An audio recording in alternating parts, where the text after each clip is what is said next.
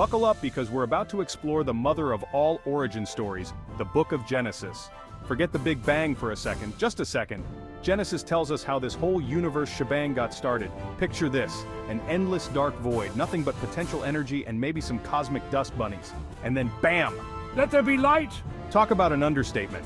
This wasn't your average flick the switch light. This was the universe igniting, galaxies swirling into existence, stars going supernova. It was the ultimate cosmic fireworks show.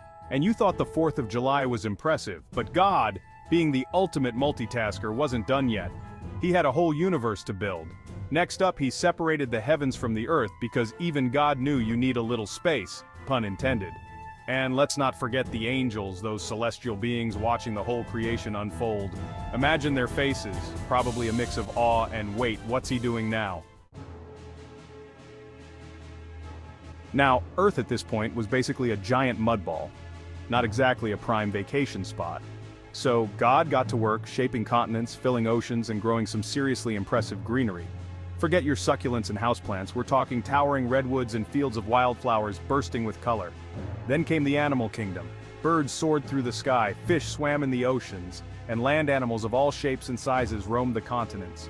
You had your majestic lions, your playful dolphins, even those weird, hairless things we call naked mole rats.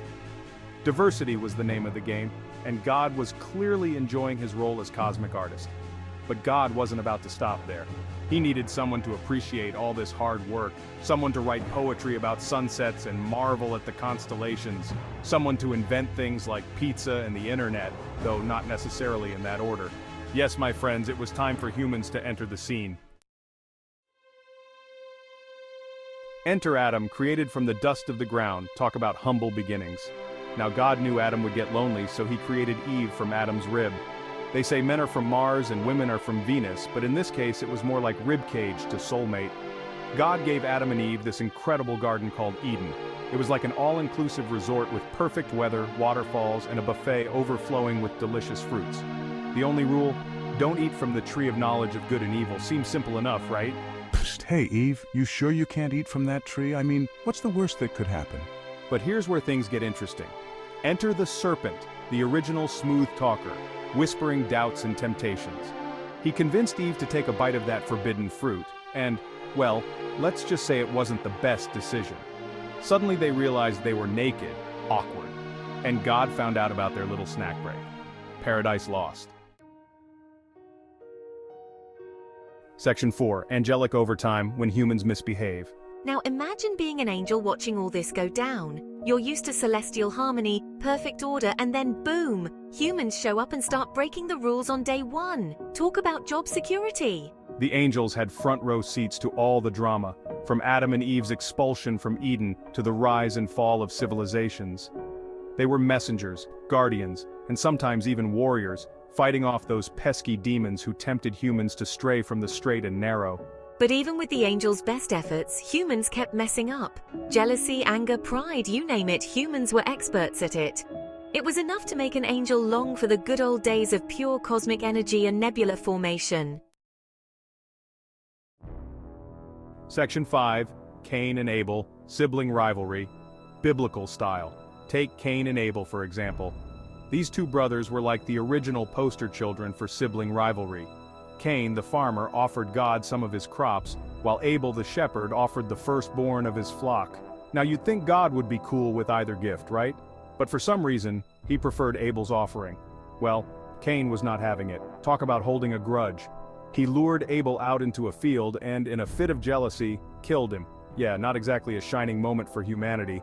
God, understandably upset, banished Cain to wander the earth. This whole episode just proved that humans were a complicated bunch, capable of great love and terrible violence. The angels must have been shaking their heads, wondering if these humans were really worth all the trouble. But hey, every good story needs a little conflict, right?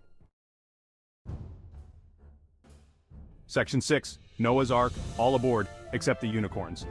Fast forward a few generations, and things on Earth weren't looking so hot. Humans had really outdone themselves this time, filling the world with so much wickedness that God decided to hit the reset button, and by reset button I mean a massive flood. But God, in his infinite mercy, decided to spare one righteous man and his family, Noah. Now Noah wasn't just any guy, he was a skilled shipbuilder. God instructed him to build an ark, a giant boat big enough to hold 2 of every animal on Earth. Can you imagine the logistics? Rounding up lions and lambs, elephants and emus? It must have been absolute chaos. And let's not even get started on cleaning up after them. But Noah, being the stand-up guy that he was, got the job done. The flood came and went, wiping the slate clean. And so ends the first chapter of Genesis, a wild ride through creation, temptation, sibling rivalry, and one epic flood. Stay tuned for more adventures from the Good Book, where we'll explore everything from talking donkeys to parting seas. You won't want to miss it.